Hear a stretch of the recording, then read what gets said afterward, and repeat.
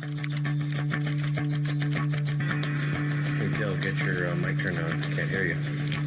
It was Sunday afternoon, and we had one more man who was going to show up. And he was coming over to meet a 14-year-old boy. And I believe we had a description of his car. So we see it pull up, and it's an SUV. He's in the driveway, Dale, but I can't hear you coming back at me. Dale, he's backing out now. He's backing out of the driveway. He's backing out of the driveway. Yeah, looks like he's going to park on the street. Can you hear me, Dale? He gets out and goes to the rear passenger side, and we think maybe he's going to get beer, pizza, stuff that we see these guys bring all the time. Instead, he grabs the hand of his 5-year-old son and leads him out of the car and up the driveway. And I hear Frag say, "Oh, no." He brought his son with him. He's got his child with him. Apparently, the mother of the child, his wife, was working that day. He was in charge of the child and figured he'd just bring him along. And there was a collective gasp that you could hear in the house. He's going up to the front door, and he has his child with him. Go around to the back. This door doesn't open. He's one of these guys who had a very short online chat, but then on the phone is graphic about what he wants to do. And he has this conversation with Dell, who's posing as the 14-year-old boy. Making the turn, coming in the back door, coming through, walking into the living room, holler out. And so I'm thinking, all right, how do I handle this? And so he comes in, he's got the kid by the hand, and I walk out, and he's startled. I got to tell you something, and I'm going to tell you just straight up right now. I'm Chris Hansen with Dateline NBC. Okay. We're doing a story on adults eating children, and since you have your child here, I'm not going to pursue this. Okay. But I think you know what you were doing here, don't you? No, I was just doing to take some lunch. Take a boy out to lunch you met on the internet. Yeah, I'm sorry. My point is, because your child is here, I think it'd be best if you just went ahead and left. Yeah, I agree. I never got to this again. And of course, Frag is talking to the police saying,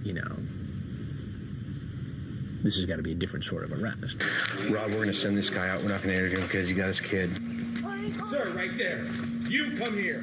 You come here. Let go of the child. As gently as the female officer scooped him up, he still had to see his father get arrested. Please give me my son, please. Please have my son, please. Did somebody get the car seat out of his vehicle? You got to remember that these guys who work with me on these investigations have done other investigations with me in some of the darkest parts of the world and exposed some of the most tragic things you can see happen to kids and people. And they were just blown away. I mean, some of these guys were in tears. You gotta put your seatbelt on, all right, buddy? Put your seatbelt on, buddy. You gotta drive for a 2-minute ride, okay? Based upon his interview with police, the chat log, and everything else, it doesn't seem like he was going to involve the child in any sex act. It seemed like he was going to set the kid up in a room with a DVD and go do whatever he was going to do with this 14-year-old in another location of the house. During his interview with police, he suggested that it was the lack of intimacy in his marriage that drove him to do this. There was a state investigation to see if the boy in any way had been abused. Pending that, relatives have told us that at first the boy was living with the mother, then the boy went to go live with other relatives because the mother took the father back in. And that was the situation. PhotoFix Clifford Wallach. PhotoFix was a fast mover. At 2:24 in the afternoon, he started chatting online with a decoy posing as a 14-year-old boy. At 3:57, he was parking in front of our home. Wallach actually blames his wife, the woman who's working at a high-end retail store an hour away. He blames his wife because she, he says, in the interrogation, won't have oral sex with him. So he's got to drive across town and try to hook up with a 14-year-old boy or someone he thinks is a 14-year-old boy. It is absolutely one of the most outrageous things in a long list of outrageous events I have witnessed covering this story.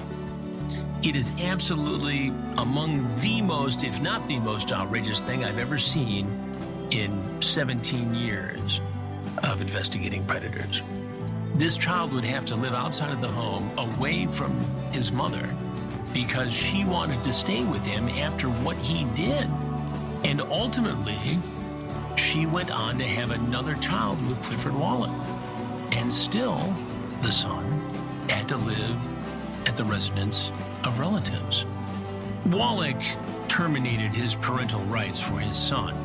Wallach served his 5 years in the Florida state prison system and then served another 10 years probation. He's not on probation anymore, but he remains on the sex offender registry list for the rest of his life. He is still married to the wife he had at the time of the offense,